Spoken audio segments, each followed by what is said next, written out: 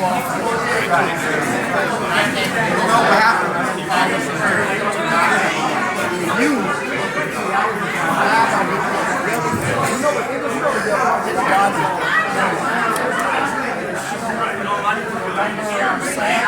This is Sam. Yeah. I think that the most impressive thing is my case. How you doing? Nice. Family. Yes.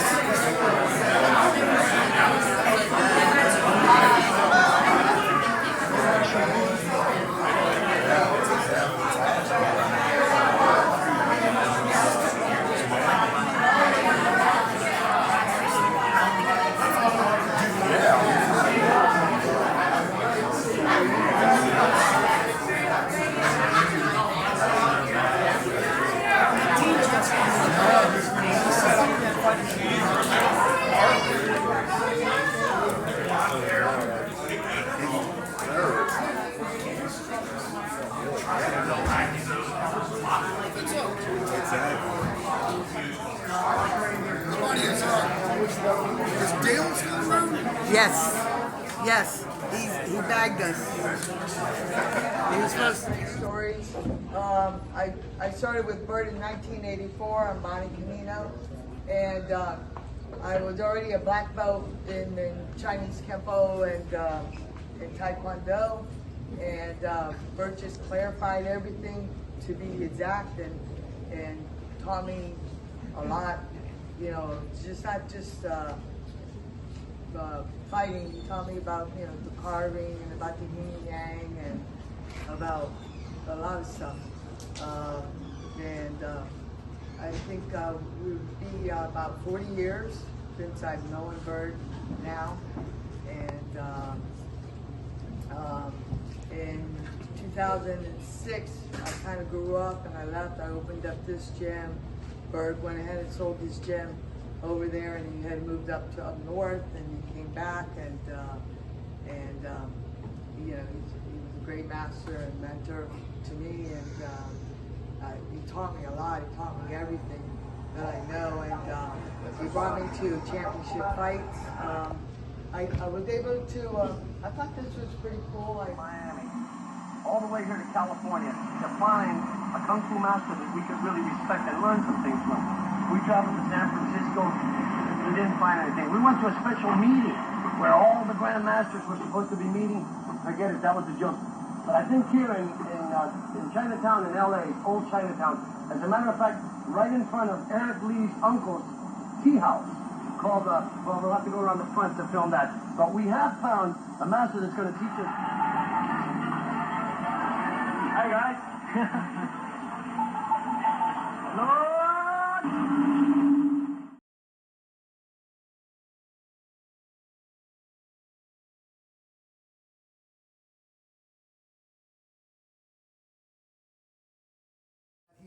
Was off of 179th Street and Biscayne Boulevard. I walked in. Now you have to picture this. It's kind of cool because I had my little Chinese hat on with kung fu slippers on. I walk into his gym. He's like, "Get off my mat!" So I'm like, "Oh, okay." So I stand there. I says, "Well, how much is it to join your school?" He says, "Can you fight?" I said, "Yeah." "Curtis, glove up." I'm like, "Really?" That was the beating of my life. This guy right here. Amen. Me too. And then when he was done, Willie passed away, but that was the other one. It took me about, as I was leaving the gym, they laughed. They all laughed, says he ain't coming back. So it took me about 2 weeks to recover. Because he hit me with something that numbed my whole sciatica. I couldn't figure it out. I couldn't figure why is all this hurting for so long. But I figured it out. He punched John. It took me a week. It wasn't a punch.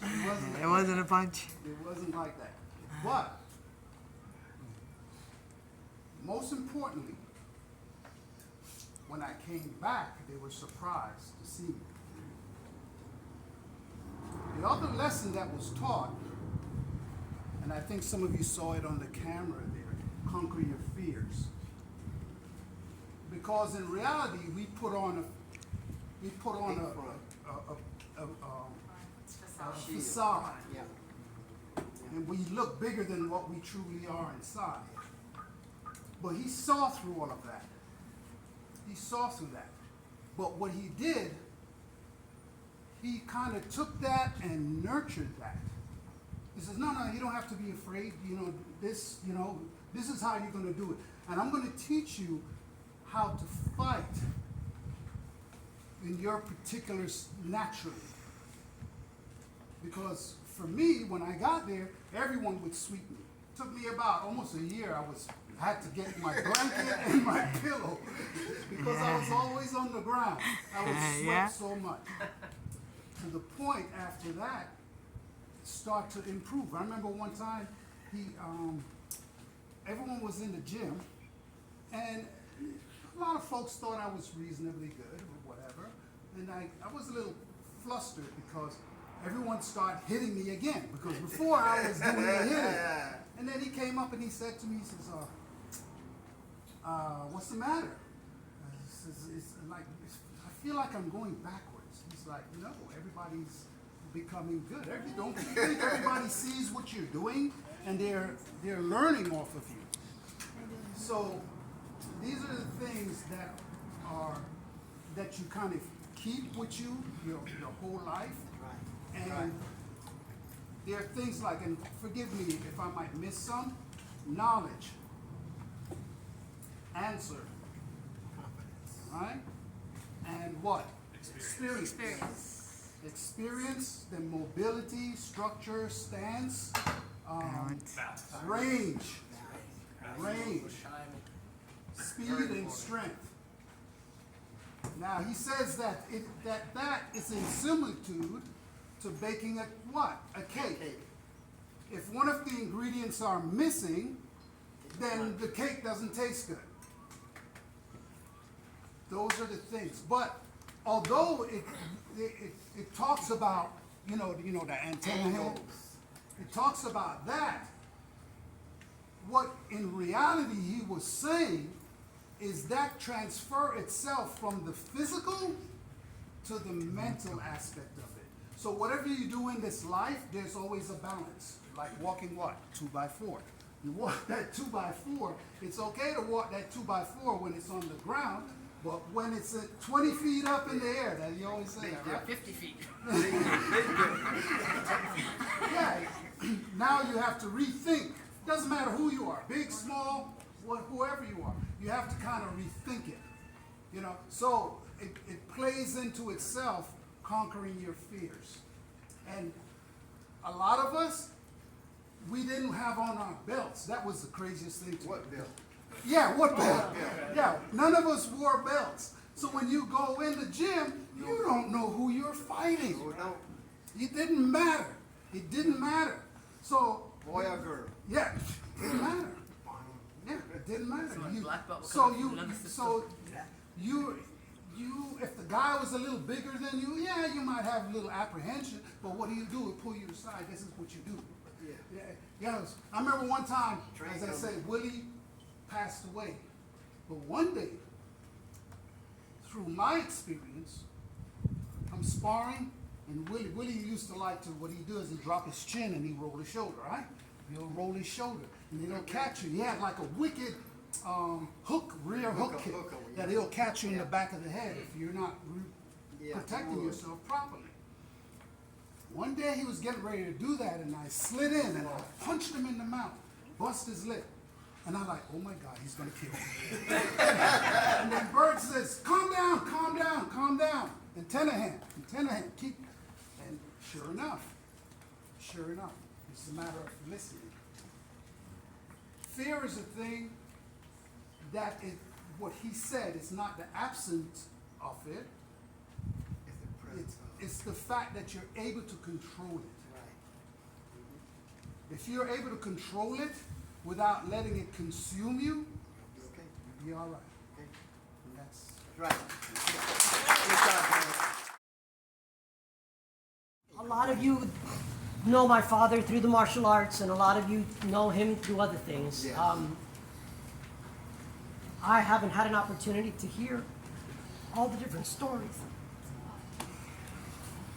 But I can see that basically what he taught me is the same thing that he taught them, because I grew up with them. And I never got into the fight game. I didn't like it.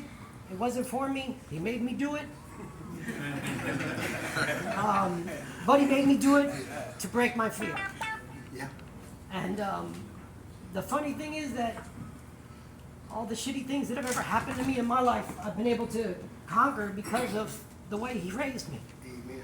And he was a difficult man, and I had my issues with him. But in the end, you know, I am who I am because of him today, You understand? good and bad. So I would just want to say to everybody, you know, when all this happened, it happened all so fast, and I was kind of dealing with his health. I didn't know, you know, Bonnie had asked me if I was going to have a service. We're not funeral people. We don't do that in our family. Usually we just cremate, you know, we're not open casket. We went through that with our experiences with Calvin and learning about all that. So to us, that wasn't what we needed. And, you know, Bonnie said that she was going to put something together, and I'm glad she did, because I didn't know what to do, you know. So I really appreciate you doing this, because I've been having to deal with this in my own way the last couple weeks, you know, and I'm glad he's at peace, because he wasn't happy, unfortunately, you know, with his life towards the end.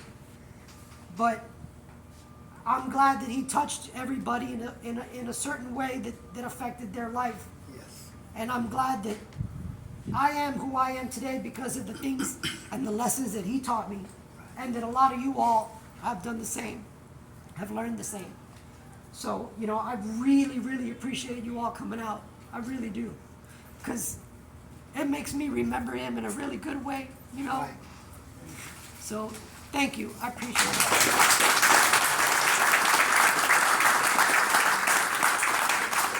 I'm pretty nervous about speaking, but I feel like if I don't overcome that on a day like this, he's going to be disappointed in me. So, you know, the age I am now, I think I'm just about the age that my dad was when he had me.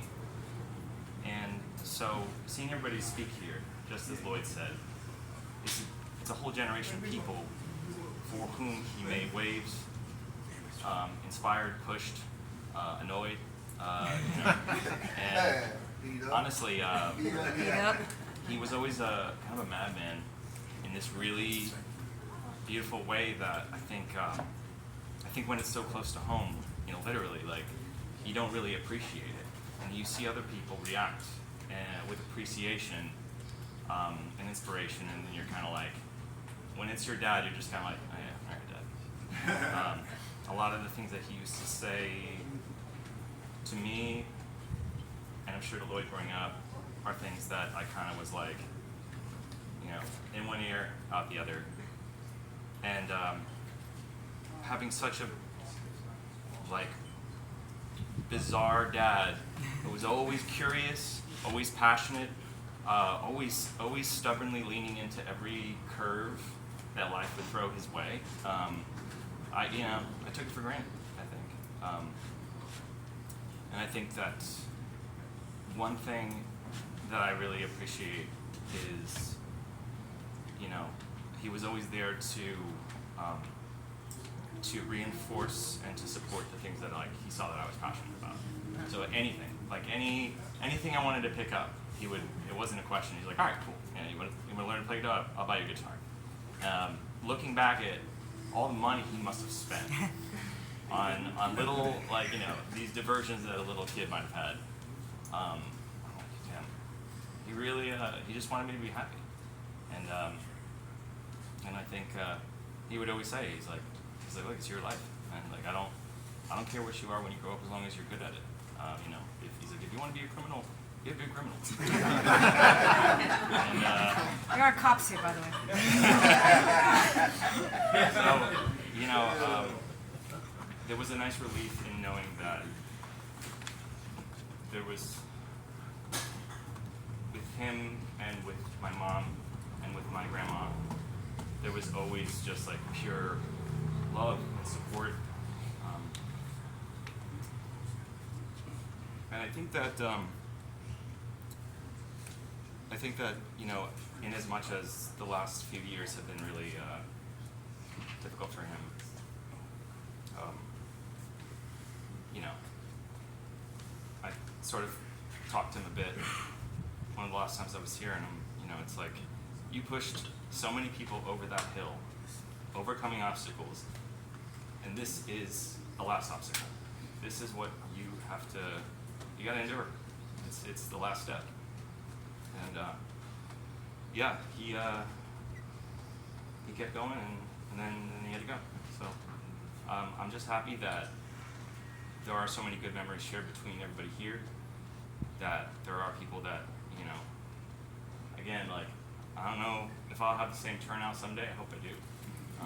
I'm sure you will. Yeah. But yeah, he lived a really, really wild life, and by the time I came around, he had mellowed a lot.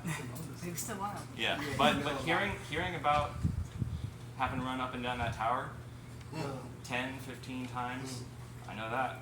And I know we didn't necessarily go to church on Sundays, but we would go to the swap shop, and we would go to all the flea market stands, and he'd make me do 10, 20 laps, and let's go around again. But did you know the headbutts? The headbutts? Yes. I don't know. The You headbutts. lucky man, you did. Okay. Yeah. You know, I'm grateful to him, of course, but also to everybody here for like really rounding out a picture of somebody who I only really knew for half his life, you know, and in a very different context, for sure. So thanks.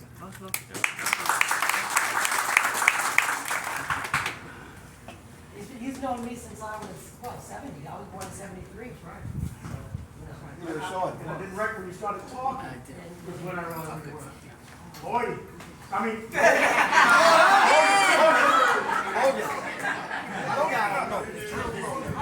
Hello, I'm Curtis. Everyone call me Green. I started with Burt in, wow, let's say the 70s. And he saved my life. Literally. I just came out of the military. CQQ was my thing.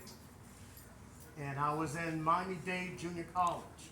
And I joined the karate school. And Joe Marciano was there. And I'm talking to the teacher. I said, well, I want to fight because you guys don't fight. He said, do you want to fight the whole class? Okay. So one by one, they allowed me to do that. And when it was all over, Joe said, you know, you're not that good. I said, why? He said, there's a guy called Burt. And he's in Hialeah. And I'll see if he'll let you come. I said, what do you mean let me come? Yeah. I said, what do you mean? Let me. So I go. And Burt had this glass window with pallets on the floor. And I walked in and he walked up to me, what do you want? I said, I want to join your school. He said, you can't. I said, well, why not? I can kick all these little, he said, stand up here for a week. He said, you come here every day for a week. He worked on mental. Burt was 90% mental. He said, you stand on this pallet 1 hour every day for a week, and I'll let you come in. I stood on that thing every day for a week because I wanted to get in and kick some ass. I get in there, and this little guy called Hot Chocolate. I don't know if you guys remember Hot Chocolate, but he was about 16 years old. And mind you, I'm a brown belt in Shotokan. And also CQC. Kid slaps me in the face. I grab him and throw him down. Bert says, stop. Come here, Willie. Oh, really? Oh, yes. And he began to open a can of whoop ass. I've never been beat like that before in my life. So, from Willie. So I asked Bert to teach me to beat Willie. That was my whole goal, was to beat Willie. I didn't care about anybody else. And there started a life. He said the first thing you have to do is control this. If a guy hits you hard, don't try to hit him back. We don't really need anymore, but there's cool as that. Yes, sir. Anyway, Nice, thank you. Thank you. Thank you so much. he saved my life. Yeah, yeah.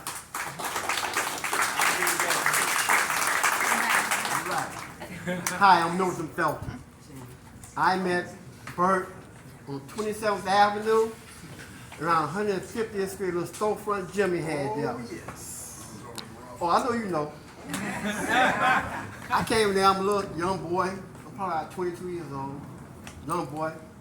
Overlocked, born, raised, thought a bad thing on 2 feet. Came in the gym, I fight. Just like right here. I called him Curtis. He sent me home. I came back a week later. Cause I think I was on Alabama Avenue, tough kid. That little sucker kicked my butt. Hey, no, I'm going back. Got with Bert, stayed there with him, moved to 100 Oberlanka by the lake.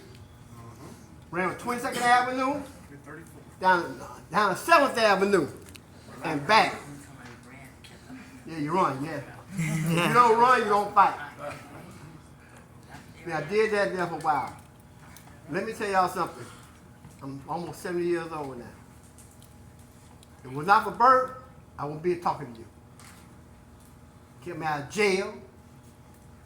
Kept my ass out high, crying. The man was a legend before he was a legend.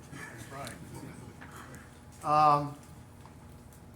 And here's what I heard about the mental aspect of it. He right.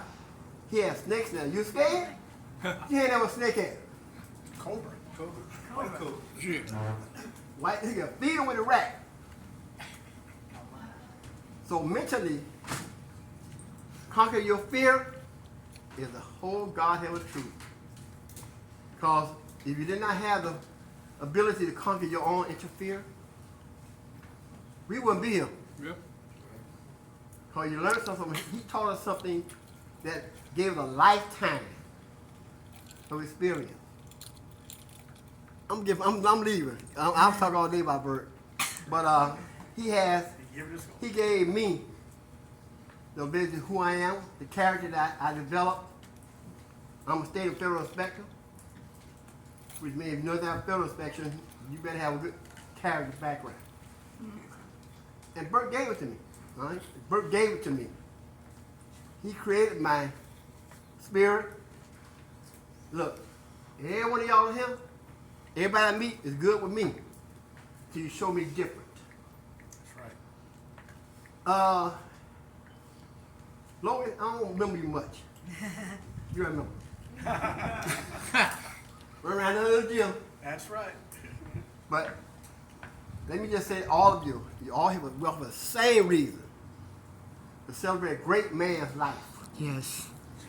To which we all are being here and proud of.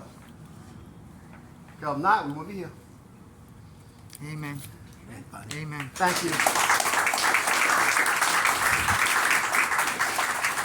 Dave Weinstein, I think it was between 79 and 81 when I first came to Burt in Opelika. I had done some Kung Fu karate in Gainesville for 2.5 years. And I guess put the ice in that cooler. I was, I had boxed a little bit, but I didn't really have it together. And so the first day I went in with Burt, we boxed, we sparred. And so really Burt taught me to believe in myself. And I stuck with Burt until he closed that gym. I guess it was 85. And then I started training my own and going to different gyms, and then stopped karate for a little while, and then came back when he had US 1 Fitness, and I was already in my 40s. But when I was in my 20s, my early 20s, and until I got married when I was 28, I really trained and sparred with Derek, sparred with Curtis, and that was the best time of my life. And sparred with Tom, and You know, I really learned a lot, and it really taught me to believe in myself. So later on, I did some other stuff, but that was the main thing. And then later, after Bert had his strokes, I visited him, and I had become a Christian when I was 28. So I had visited him, and I had comforted him and talked to him about God, and he accepted the Lord, and I pray that I'll see him again when I go to be with the Lord. So thank you. Good job. 1986, Logan was 6 months old. Lloyd. And Lloyd was 6 months old. You looked at me and said Logan. That's I said Logan. Yeah. That's Lloyd. Logan. Logan's the baby. He's the Lloyd. For those that don't know, Why did you this play is my Damon? twin brother Logan. I'm Lloyd's son. Twin brother, yeah. So before I came to Burt, I trained about 5 years in Taekwondo and USA Goju. So I've learned all these blocks, you know, studying, you know, how to block. And when I went to Burt, all he taught you is never to block, just to never to cry a day in your life. You get out of the way, you move. So, you know, one day we were all sparring. The whole class was in a circle. And, you know, it's my turn to spar with Burt. So we're sparring. He did a roundhouse kick, kicked me in the head. I went into the mirror, crashed into the mirror. Crack the mirror. Now I look up, the whole mirror's coming down. I saw that coming. I said, oh, shit. I dove out of the way and cracked in a million pieces on the floor. And the first thing Bert said was, good thing you don't block anymore. So, and also about what Derek said about the 2x4, walking the 2x4. He also had us doing classes where we'd walk on the roof of Bonnie's building, which was like 50 feet in the air. 50 feet. I'm the only one that didn't do it because I'm terrified of heights. But we were walking. He had us walking, you know. Oh, you could do it on the ground, but no problem. But raise it 50 feet in the air. You can actually do it, but the fact that it's 50 feet in the air, you can't, you know. But, you know, you're 50 feet in the air, you fall, you kill yourself. So, but that's my stories. Sometimes I get up at night and start reading the motivational stuff, and I do stuff. And so I wrote this to Bert, and they listened. I think I did, because I have a bad memory. So I'd like to read it to you. 90% of it people have already said. But this is what I said that night. Funny, I was looking for the truth, the answer why. I could not find it. Life had been so tough for me, and I wondered what lessons I was to learn. I was challenging myself in sports and was always one of the tops of whatever I chose. I was a local racquetball pro at the sport rooms and wanted to get back into martial arts. I was visiting local dojos, and it seemed all so fake. I was a good street fighter from my background, and all I was seeing was point fighting and everybody promising me belts. Belts don't mean much in the street. I was working on a job and I came across Bert at the warehouse when he first moved in Opelika, in an unpleasant part of town. Seeing all the weapons on the wall, I asked what style he was teaching. Interesting. His response was, I don't teach, I share my knowledge. He explained to me that I would have to train and teach myself, train hard and teach myself. I had to do everything for myself, and it was no free ride. If I trained hard, learned the techniques, and sparred full contact, he would share his knowledge. Bert explained he had 6 black belts, third to 9th degrees, in different styles, and then declined to teach me. As the time he only taught black belts. I looked around, there were no G's, no belts, no G's, and no belts, and everyone was training in shorts and t-shirts. I knew I was in the right place. I explained I was a natural athlete, and all I was seeing was places that wanted to give me belts, and I was not finding answers that I needed. He didn't ask me to spar. I did pretty good. He put me in my place, though, to show me who was the teacher, who was the student. After about a week of crawling out of bed, I headed back to the dojo. Bert was really surprised I came back and joked, coming back for more? And I told him, one day, you won't be able to do that. You won't be able to beat me up like that. He liked that answer. He liked my gusto. Told me I was it. I trained hard and we soon became friends. We started going out.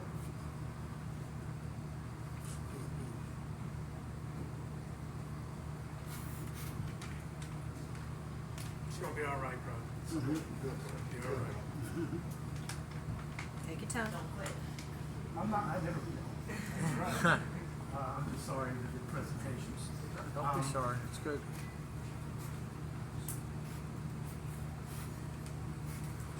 I trained hard and soon became friends. I started going out and eating at different types of restaurants. I was stubborn and only ate certain foods.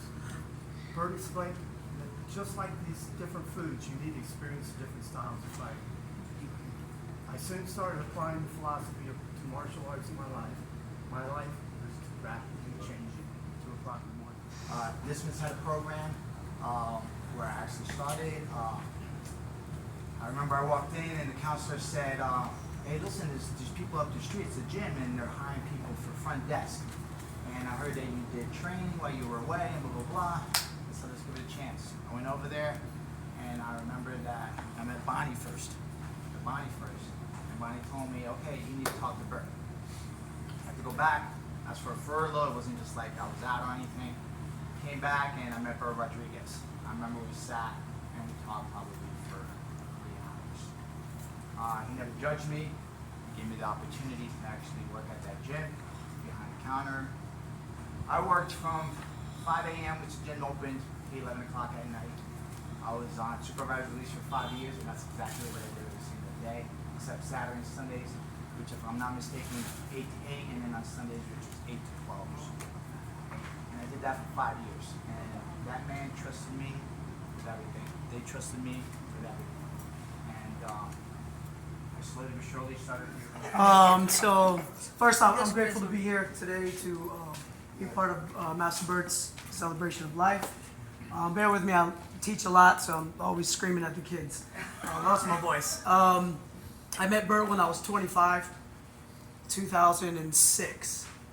I was young, hungry, thought I knew it all, cocky, knucklehead. I met Bert. He gave me an opportunity to partner up with him and work at the US One Fitness. He gave me some kids. This is a time where you guys moved into this location. Bert has a big heart, great heart. Yes, sir. Very patient. Very thankful. He's very patient with me. At the time, I was, like I said, 25, party animal.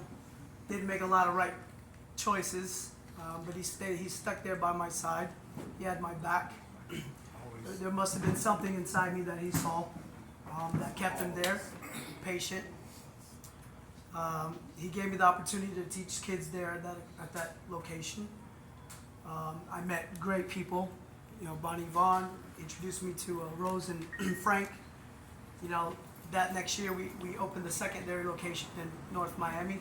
Met Ali. Juan. Worked with Juan for a while.